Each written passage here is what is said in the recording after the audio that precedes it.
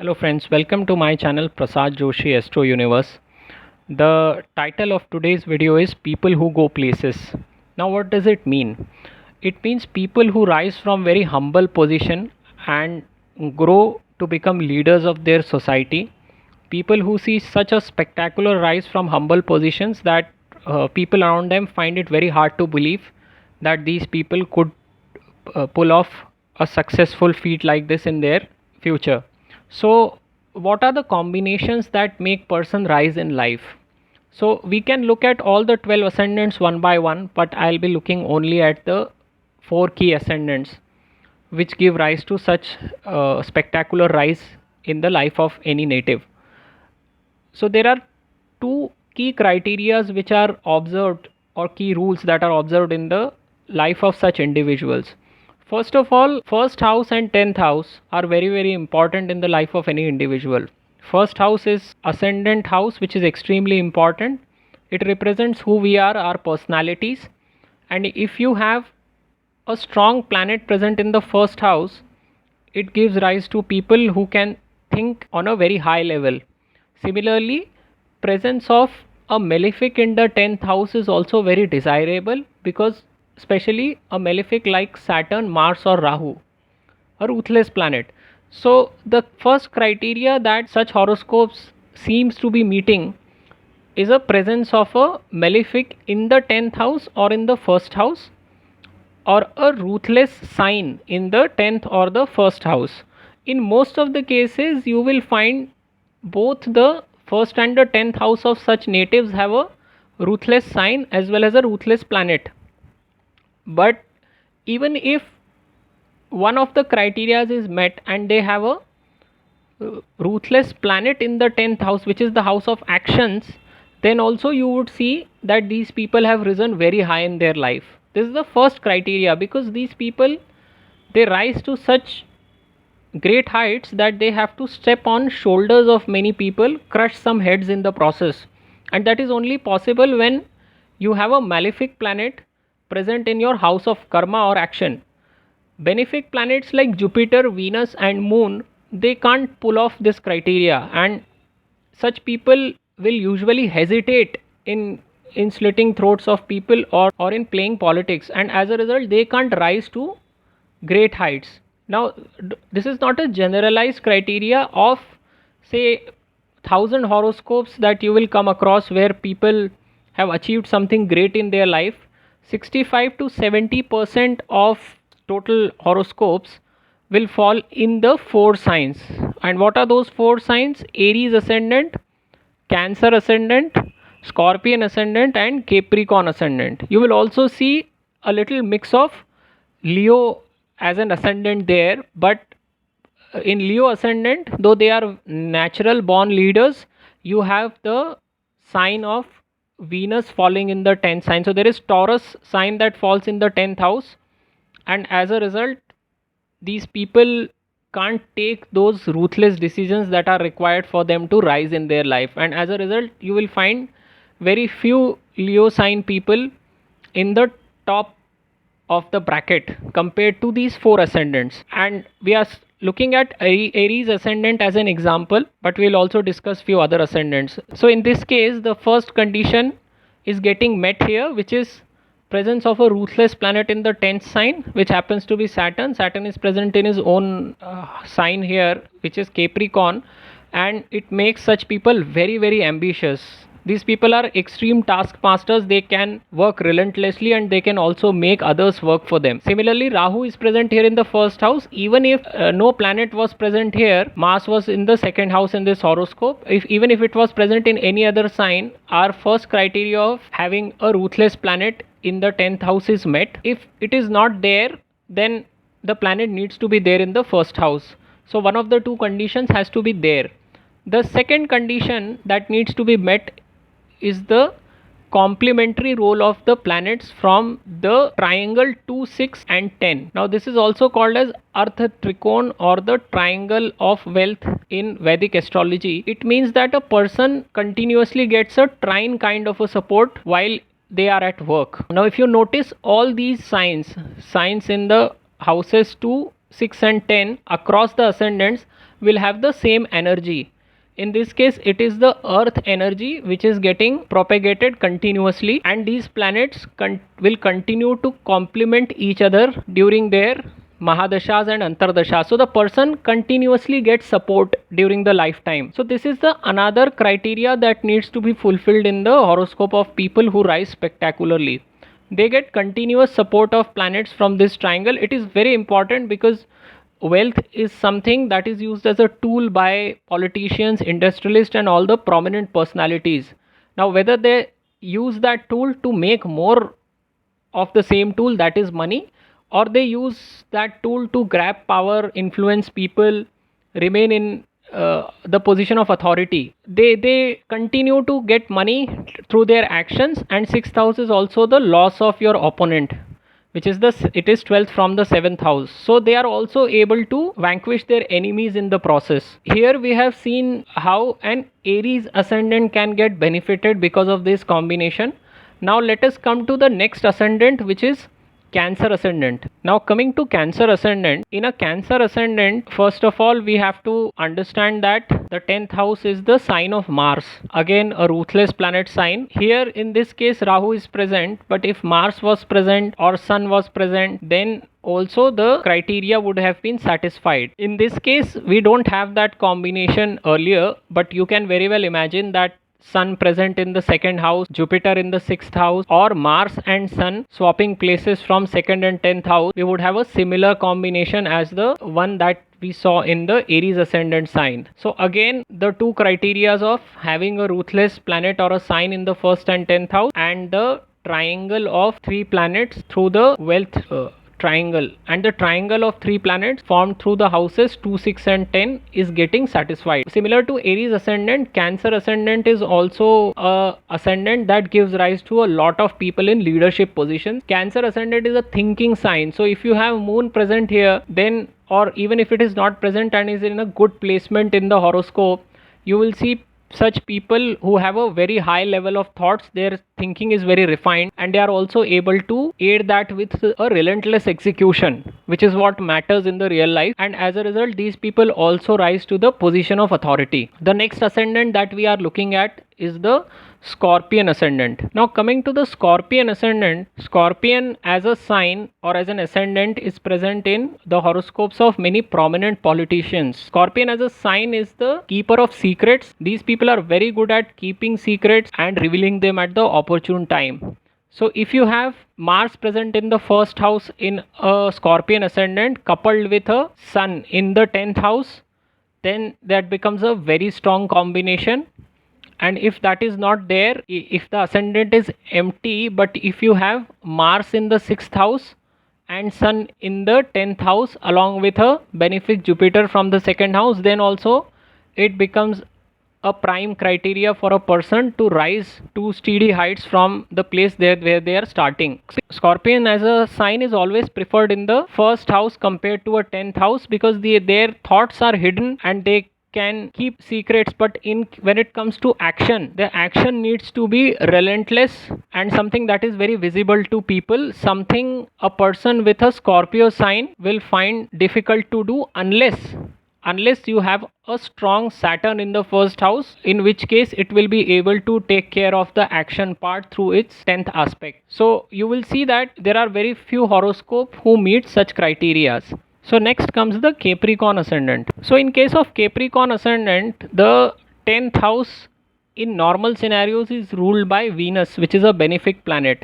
So not all Capricorn ascendant people will be able to rise to dazzling heights. We need to apply a very specific criteria when it comes to Capricorn ascendant people, and that is people with a maturing Capricorn sign. That is, your ascendant degree needs to be between 21 to 30 degrees for them to rise high in life. Why? Because a person with the Capricorn sign ending, that is between 21 to 30 degrees, is like an old wily politician who can easily figure out what other people want from him and how he can make use of other people to rise in his or her life. Ascendant between 21 to 30 degrees for a Capricorn ascendant, the Capricorn sign is moving out with the Aquarius sign rising, and in the 10th house also, Venus sign, the Libra sign, is moving out and Scorpion sign is rising. So this person, as I said earlier, is like an age old politician when it comes to thinking process, but it is like a youthful warrior when it comes to his actions. So it's a very dangerous combination, because you have a person who can execute at a relentless pace and energy, but at the same time is a very very matured person when it comes to thought process. So this is another ascendant which can give rise to people who can rise to very dazzling heights. So now the question that you can ask is that why only these four ascendants? Does that mean that rest of the 8 ascendant people never rise to the great heights? So I'm saying that when you are looking at say 1000 horoscopes, out of those 1000 horoscopes, 65 to 70% will be of these four ascendants. You will have other 30% horoscopes coming from the remaining 8 ascendants, but then those people rise in life because of some other criterias and not because of those that we have discussed here. So if you talk about Libra ascendant has the 7th sign in the first house, and they have a benefic like a moon in the 10th house. So such people bring emotions into their actions. You will see a lot of people treating others like a family when it comes to their workplace. So they can't get involved in the political game. They are always making sure that justice is served. So such people can't rise to those heights that we are talking about. Similarly, if you look at the other four signs, which is Gemini, Virgo, Sagittarius and Pisces sign, the problem with these people is that all the four signs always fall in the 1, 4, 7 and 10 houses. Now the Kendra houses, or the center houses as we call them, are the most powerful in any horoscope. 1, 4, 7, 10. So whenever dual signs are occupying these four key houses, a person is always hesitant as far as making decisions are concerned. They always struggle with the dichotomous thoughts as well as dichotomous actions. So as a result, these people will also find it very difficult to navigate and rise very high in life. Similarly, you will see a lot of people who have Jupiter in the 10th house. So these people, though Jupiter make them rise high in life, they cannot touch the heights that we are talking about.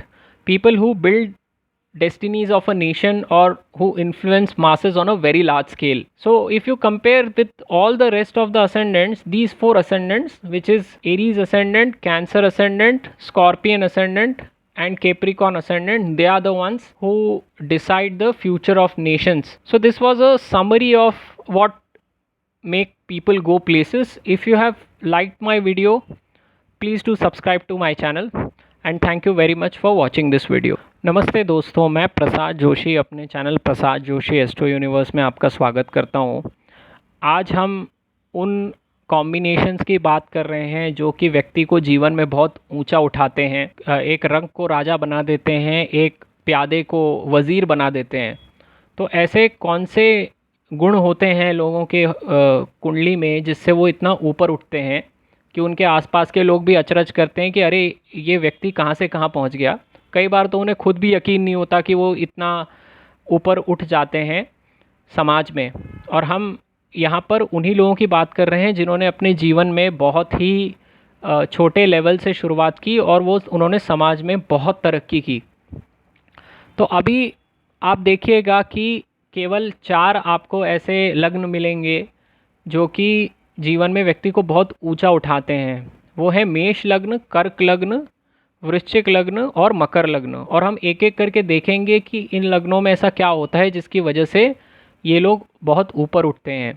देखिए, सबसे पहला जो एक नियम होता है वो ये होता है कि जो आपका प्रथम और 10वां जो भाव होता है, यह व्यक्ति के जीवन में बहुत प्रभाव डालते हैं, क्योंकि 10वां भाव व्यक्ति का कर्म स्थान होता है और प्रथम भाव उस व्यक्ति की सोचने का तरीका दिखाता है, उस व्यक्ति के शरीर को भी दिखाता है। तो ये, और जो 10वां भाव में जो भी राशि होती है और जो भी ग्रह होता है, ये हमारे सर के ऊपर होता है जब हम पैदा होते हैं, तो इसका भी प्रभाव व्यक्ति के जीवन पे बहुत ज़्यादा होता है। तो जो हमारा एक नियम है जो हमें देखने में मिलता है, अगर आप 1000 कुंडलियाँ देखते हैं तो उसमें से आप देखेंगे 700 750 कुंडलियाँ इन्हीं 4 लग्नों की होंगी, और ये वो 1000 हॉरोस्कोप हैं जिसमें लोग अपने जीवन में सामाजिक तौर पे बहुत ऊंचे स्तर पर उठे हैं। तो ऐसा क्यों है? ऐसा इसलिए है क्योंकि अगर आप इन सारी कुंडलियों को खंगालेंगे तो आपको पता लगेगा कि 10वें घर में उनके शनि, राहु या मंगल में से कोई एक ग्रह बैठा होता है। ये जो जो ग्रह हैं, ये जिन्हें हम रूथलेस कहते हैं, वो होते हैं। ये व्यक्ति की इन सब चीज़ों में नहीं पड़ने देते कि अरे मैं ऐसे करूँगा तो सामने वाला क्या सोचेगा, या मेरे ऐसे करने से किसी को हानि तो नहीं पहुँचेगी। ये लोग किसी भी तरह से अपने जो भी इनका गोल होता है वहाँ तक पहुँचते हैं, और उसके लिए आपका इन तीनों में से एक ग्रह दशम भाव में होना तो बहुत ज़्यादा ज़रूरी है। अगर ये यहाँ पर दशम भाव में कोई ग्रह नहीं है तो फिर प्रथम भाव में तो एक मजबूत ग्रह होना ही पड़ेगा इन तीनों में से, वरना उसके बिना बात नहीं बनती है। तो वो तो हमारा सबसे पहला नियम है कि या तो प्रथम भाव में या फिर दशम भाव में आपका शनि, मंगल या राहु में से एक प्लैनेट तो होना बनता ही है, अगर इस व्यक्ति को जीवन में बहुत ऊंचा उठना है तो। दूसरा जो हमारा क्राइटेरिया होता है वो होता है आपका जो द्वितीय, छठा और 10वां भाव होता है। इसमें ऐसे ग्रह होने चाहिए जो एक दूसरे को कॉम्प्लीमेंट कर सकें, यानी एक दूसरे के साथ चल सकें, एक दूसरे की एनर्जीज़ को लेके आगे बढ़ सकें। अगर आप इसी कुंडली में देखेंगे तो यहाँ पर मंगल, सूर्य और शनि बैठे हुए हैं। तो यहाँ पर क्या होता है कि यह व्यक्ति का अर्थ त्रिकोण होता है जो 2, 6 और 10 होता है। अगर आप देखेंगे तो दशम भाव से आपका कर्म है, छठे भाव से आपकी सर्विस है जो देखी जाती है दूसरों के प्रति, द्वितीय भाव तो धन का कारक है ही, लेकिन छठा भाव हमारा अपने अपोजिशन का नुकसान भी दिखाता है क्योंकि ये 7वें से 12वां है। तो ऐसे लोग अपने जो शत्रु होते हैं उनको भी काटते हुए आगे बढ़ते चले जाते हैं। तो यहाँ पर देखिए 2 क्राइटेरियाज होंगे जो आप हर कुंडली में लगाएंगे। पहला तो ये कि क्या मेरे प्रथम या दशम भाव में कोई इन तीनों ग्रहों में से कोई एक बैठा हुआ है या नहीं, और दूसरा कि मेरा प्रथम भाव और दशम भाव में कौन से राशियां पड़ रही हैं। क्योंकि अगर आप देखेंगे तो जो हम चारों लग्न डिस्कस करने वाले हैं उसमें ये क्राइटेरिया साइंस की वजह से ही मीट हो जाता है। बाकी जो होंगे उसमें या तो प्लैनेट जो है वो साधु प्रवृत्ति वाला आ जाता है या मौज मस्ती वाला आ जाता है, जैसे गुरु आ गया, शुक्र आ गया या चंद्र आ गया दशम भाव में। तो ये लोग ऐसे लोगों के सर पे पाँव रख के ऊपर नहीं जा सकते, ये हमेशा सामने वाले का लिहाज करते हैं। जैसे शुक्र प्रधान होगा तो वो न्याय की बात करेगा, वो ये सोचेगा कि सारे लोगों को न्याय मिले। चंद्र वाला व्यक्ति जो है वो अपनी भावनाओं के साथ अपने कार्य में लग जाएगा, बड़ा इमोशनल होता है, वो काम के लिए प्रति परिवार की तरह ट्रीट करता है अपने कार्यस्थली को। तो और जो गुरु है वो तो साधु ही प्लैनेट है, वो तो शांति वाला ग्रह है। तो ये ऐसे सब लोग ऊपर नहीं जा सकते क्योंकि उसके लिए आपको कर्म स्थल में तो इन तीनों के प्लैनेट्स में से किसी एक की मौजूदगी तो चाहिए ही चाहिए। तो अभी आप देखिए कि मेष लग्न में तो ये हमारे क्राइटेरिया पूरे होने की बहुत ज़्यादा पॉसिबिलिटी होती है क्योंकि जो मकर साइन है वो भी शनि का है दशम भाव में, और लग्न में भी मंगल का ही भाव है। तो ये तो काफ़ी आप देखोगे मेष लग्न वाले लोगों को जीवन में बहुत आगे रहते हैं। और जो हमारे भाव जो हैं 1, 4, 7, 10 ये सबसे महत्वपूर्ण भाव होते हैं क्योंकि ये केंद्र स्थान है जो सबसे शक्तिशाली कहलाते हैं किसी व्यक्ति की कुंडली में। अभी इसमें चर राशियां ही आती हैं, चाहे वो मेष लग्न कह लो, आप कर्क लग्न कह लो, या फिर आप मकर लग्न की भी बात करोगे तो ये सब में चर राशियां ही आती हैं। तो ये लोग जो हैं वो जीवन के जो सबसे शक्तिशाली भाव हैं इनमें निर्णय बड़े जल्दी जल्दी ले लेते हैं कंपेयर टू आप देखोगे कि जैसे अगर 3, 6, 9, 12 लग्न वाले लोग होते हैं जिनके सारे केंद्र स्थानों में द्विस्वभाव राशियां ही पड़ती हैं, तो ऐसे लोग एक्शन लेने में हमेशा हेजिटेट करते हैं। इनके कई बार जो सोचने की क्षमता होती है उसमें भी वो लोगों के कन्फ्यूजन होता है कि मैं ये करूं कि ना करूं, उसी उधेड़बुन में पड़े रहते हैं सोचने में भी और फिर एक्शन में भी। तो चर राशियों के साथ ये बहुत बड़ा एडवांटेज है कि वो सोचने का काम भी जल्दी कर सकते हैं और एग्जीक्यूशन का यानी कार्य करने का उनकी जो गति होती है वो भी बहुत ज़्यादा होती है। तो यहाँ पर जो है वो चर लग्नों को बाकी लग्नों के मुकाबले में एक काफ़ी बड़ा एडवांटेज होता है। अभी आप हम अगले लग्न को देखते हैं। अभी देखिए कर्क लग्न में क्या होता है कि कर्क लग्न जो है वो एक बौद्धिक राशि है। ऐसे व्यक्ति बहुत सोचते हैं और अगर यहाँ चंद्र भी होगा तो उनका सोचने का जो लेवल होता है वो भी बाकी लोगों से बहुत ऊंचा होता है। वो बहुत जल्दी बहुत सी जो क्लिष्ट चीज़ें होते हैं उनको सोच लेते हैं।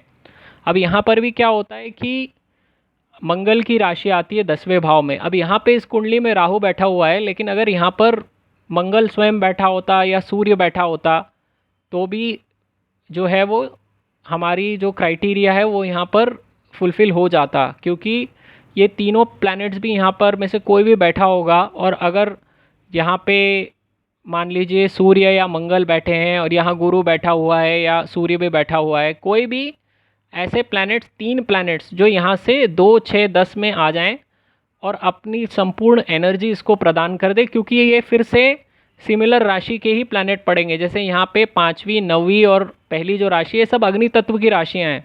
तो ये क्या करते हैं कि राशियों की जो ऊर्जा है वो आपस में मिल जाती है और फिर से वही बात कि ये अर्थ त्रिकोण है, तो व्यक्ति धन भी कमाता चला जाता है, अपने शत्रुओं का भी सफाया करता जाता है और कंटिन्यूअसली जो है एक्शन करने में लगा रहता है, क्योंकि 10वां भाव भी एक प्लैनेट की अच्छा प्लैनेट बैठने की वजह से, या मैं कहूँगा रूथलेस प्लैनेट बैठने की वजह से बहुत मजबूत हो जाता है। तो अब यहाँ शनि बैठे, मंगल बैठे, सूर्य बैठे या राहु बैठे, यहाँ पर चूंकि ये कर्क लग्न है तो शनि तो 10वें भाव में कोई मदद करेगा नहीं, लेकिन अगर सूर्य, मंगल या राहु बैठ जाए, जैसे यहाँ राहु बैठा हुआ है, तो ये लोग कार्यस्थल पे आतंक मचा देते हैं। और उसके अलावा इनका दूसरे और छठे भाव का प्लानिटरी सपोर्ट बहुत इम्पॉर्टेंट होता है, क्योंकि जब भी कभी महादशा अंतरदशा आती है तो जब जब ये प्लैनेट्स आते हैं तो वो लोग ऊपर ऊपर ऊपर उठते जाते हैं। तो जितने ज़्यादा आपके कॉम्बिनेशंस बनते हैं उतना ही व्यक्ति जल्दी जल्दी राइज करता है। महादशा भी इम्पॉर्टेंट है, लेकिन ये तो बहुत कोर क्राइटेरिया है हमारे जो कि मीट होने ही चाहिए अगर व्यक्ति को ऊपर उठना है तो। अभी देखिए वृश्चिक लग्न में क्या होता है कि मंगल की राशि आपकी लग्न में पड़ती है। अभी वृश्चिक लग्न में आप देखेंगे कि बहुत से राजनेता पैदा होते हैं। ऐसा क्यों है? क्योंकि ये एक सीक्रेटिव राशि है। अगर आप काल पुरुष की कुंडली में भी देखेंगे तो ये 8वां भाव पड़ता है। तो ये जो है वो रहस्य छुपा भी सकते हैं और सही समय पे उजागर भी कर सकते हैं, जिसको बोलते हैं आर्ट ऑफ कीपिंग सीक्रेट्स। वो इन लोगों को बहुत बखूबी आता है, इसलिए आप बहुत से राजनेता देखेंगे जिनका की लग्न वृश्चिक लग्न होता है। अभी यहाँ पे इस कुंडली में यहाँ शुक्र है, इसको अभी हम थोड़ी देर के लिए इग्नोर कर देते हैं। लेकिन अभी अगर इस कुंडली में यहाँ पर सूर्य आ जाए या मंगल खुद आ जाए, लग्न का लॉर्ड दशम में बैठ जाए, यहाँ से गुरु और मंगल या सूर्य यहाँ पर आ जाए और इसको कॉम्प्लीमेंट करें, तो भी ये व्यक्ति बहुत ऊपर उठते हैं। अच्छा, यहाँ पर क्या होता है, स्कॉर्पियन जो साइन है वृश्चिक, ये लग्न में ज़्यादा फ़ायदा देता है बनिस्बत 10 के दशम भाव में, क्योंकि दशम भाव में वृश्चिक लग्न वाले तभी सफल हो पाएंगे जब यहाँ पर शनि स्वयं बैठा होगा। वृश्चिक लग्न में जो है वो थॉट प्रोसेस जैसे छुपाते हैं, वो छुपाने वाली राशि है। तो कई बार ये व्यक्ति, अगर वृश्चिक राशि दशम भाव में पड़ेगी तो इस व्यक्ति की बहुत सी जो एक्शंस होंगी, जो कर्म होगा, वो भी बहुत छुपा हुआ रहेगा। तो जो लोग बहुत ऊपर उठते हैं वो ऐसे दबा के या छुपा के चीज़ें नहीं कर सकते, क्योंकि वो फिर उतना ऊपर उठ नहीं पाएंगे। उसके लिए वो तभी कर सकते हैं जबकि उनकी ऐसे जो कर्म हो वो एक बहुत ही सॉलिड प्लान के तहत हो, और वो तभी हो सकता है जब यहाँ पर स्वयं शनि बैठ जाए लग्न में, और वो मकर लग्न का हो, जो कि आगे वाला लग्न है जिसको हम डिस्कस करेंगे। लेकिन यहाँ पे अगर आप देखोगे तो भी जब तक एक ज़ोरदार प्लैनेट ना आए पहले या लग्न में और ये 2, 6, 10 भाव से कॉम्प्लीमेंट प्लैनेट्स ना करें, तब तक यह व्यक्ति उठ नहीं पाएगा जीवन में। लेकिन वृश्चिक लग्न में बाकी लग्नों के मुकाबले में फिर भी बहुत ताकत होती है कि वो लोगों को बहुत ऊंचाई तक लेके जा सके। अच्छा, मकर लग्न में क्या होता है कि शुक्र की राशि पड़ती है दशम भाव में। अब शुक्र तो जो है वो मौज मस्ती वाला प्लैनेट है। तो जब हम मकर लग्न की बात करेंगे तो सारे मकर लग्न वाले लोग ऊपर नहीं उठ सकते, क्योंकि यहाँ पर भी जैसे सिंह लग्न होता है कि सिंह लग्न में आपके जो है दशम भाव में शुक्र की राशि पड़ती है। तो जहाँ पे शुक्र आ गया वहाँ तो मौज मस्ती आ गई अपने आप ही। तो ये लोग जो हैं वो जस्टिस की बात करेंगे, ये लोग अपने जो कर्म स्थल के लोग होंगे उनसे बड़े यारी दोस्ती बना के रखेंगे। तो ऐसे लोग लीडर लेवल पे नहीं पहुंच सकते। उसके लिए इनको जो है एक अलग तरह का क्राइटेरिया लगता है। जो मकर लग्न होता है उसमें खाली 21 से 30 डिग्री अगर आप देखेंगे तो वही लोग ऐसे होते हैं जो बहुत ऊपर उठते हैं। ऐसा क्यों होता है? क्योंकि 21 से 30 डिग्री का जो मकर लग्न होता है वो एक तरह से बूढ़े शनि को रिप्रेजेंट करता है। अब बूढ़ा शनि कह लीजिए या बूढ़ा राजनेता बोल लीजिए, जिसको कि बहुत अनुभव होता है या उनकी सोच ऐसी होती है कि जो बहुत बड़े अनुभवी लोगों की जिस तरह की सोच होती है वैसी इन लोगों की सोच हो जाती है अगर ये 21 से 30 डिग्री का मकर लग्न हो तो। अब यहाँ पर वैसे भी शनि ही बैठा हुआ है तो ये तो और भी ज़बरदस्त कॉम्बिनेशन हो जाता है। लेकिन 21 से 30 डिग्रीज में क्या होता है कि मकर लग्न धीरे धीरे जो है वो फेड कर रहा होता है। तो उसी तरह से अगर आप यहाँ पर दशम भाव में भी देखेंगे तो शुक्र लग्न धीरे, शुक्र जो साइन है वो धीरे धीरे फेड कर रहा होता है और उसकी जगह पर जो वृश्चिक साइन है वो उदित हो रहा होता है। तो ऐसे लोग क्या होते हैं, जो उनका कर्म होता है उसमें तो वो एक युवा सेनापति की तरह होते हैं, क्योंकि मंगल की राशि उदित होने वाली है। कर्मों में वो एक सेनापति की तरह होते हैं, खटाखट खटाखट काम करते हैं लग के। और उनका जो थॉट प्रोसेस होता है वो एक चाणक्य की तरह होता है, एक एक बूढ़े राजनेता की तरह। तो ऐसे लोग बहुत खतरनाक होते हैं क्योंकि वो एक्शंस भी बहुत जल्दी जल्दी करते हैं और वो उनका जो थॉट प्रोसेस होता है उन एक्शंस को करने के पीछे वो भी बहुत गहरा होता है। तो ऐसे भी लोग जीवन में बहुत ऊंचे ऊंचाइयों तक जाते हैं। लेकिन क्राइटेरिया वही है कि आपके 2-6 दोनों भावों में सपोर्टिंग प्लैनेट लगेंगे जो कि दशम भाव को सपोर्ट कर सके।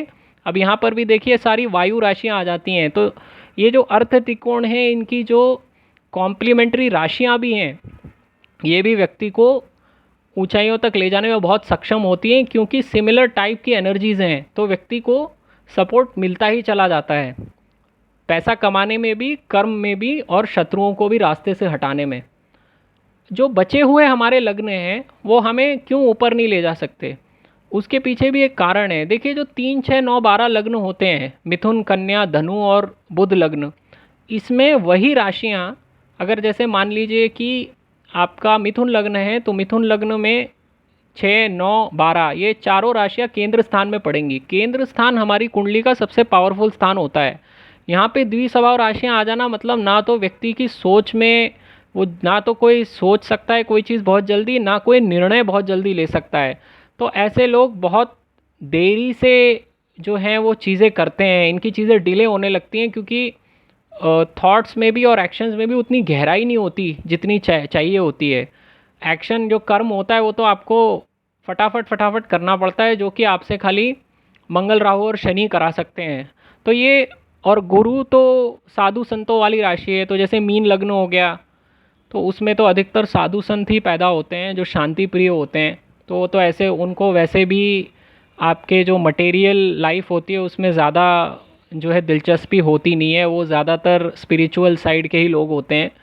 धनु लग्न है, धनु लग्न में भी लग्न में आपकी अग्नि राशि आ जाती है, लेकिन फिर वही बात है कि जो केंद्र स्थान है उनमें सब में द्विस्वभाव राशि आ जाने की वजह से वो लोग भी ऊपर नहीं उठ सकते। ऐसे ही आप बाकी साइंस के लिए पढ़ सकते हैं। तुला लग्न है, तुला लग्न में यहाँ पर कर्क राशि आ जाती है तो ये लोग तो बहुत इमोशंस के साथ काम करते हैं, तो यहाँ पर भी वो बात नहीं बनेगी। तो जब भी आप कुंडलियाँ देखेंगे कुछ कुछ एक्सेप्शनल सिचुएशंस में आप देखेंगे सिंह लग्न वाले भी लोग आ जाते हैं, क्योंकि यहाँ पे जो है आपका सिंह लग्न में तो सूर्य आ गया मान लीजिए यहाँ पर, तो यहाँ पर कभी कभी मंगल आ जाएगा और उनको कहीं ना कहीं से यहाँ से सपोर्ट मिल जाएगा। लेकिन सिंह लग्न वाले लोग आपको कम मिलेंगे। मेजर जो आपको 70-75% जो हॉरोस्कोप मिलेंगे ऐसे लोगों के जो बहुत ऊंचाइयों पे गए हैं वो इन्हीं 4 लग्नों के होंगे। तो मैं उम्मीद करता हूँ कि आपको इस वीडियो में कुछ नया सुनने को मिला होगा या सीखने को मिला होगा। अगर आपको मेरा यह वीडियो पसंद आए तो इसको ज़रूर लाइक कीजिए और मेरे चैनल को सब्सक्राइब कीजिए। ये वीडियो देखने के लिए आपका बहुत बहुत धन्यवाद।